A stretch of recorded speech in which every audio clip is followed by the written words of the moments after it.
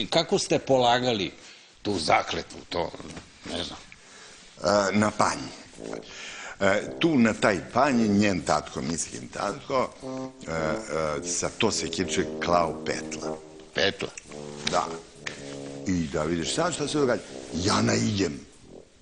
A on digne ono sekirče i kaže, Srećko, pogledaj ovog petla.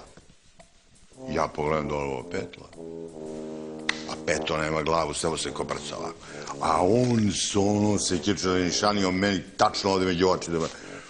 I kaže, slušaj, ti će da mi odgovaraš, siće ću s onaj svet i ovo sekirče će da ti presudi ako Misika u brak ne uđe Virgo netaknuta.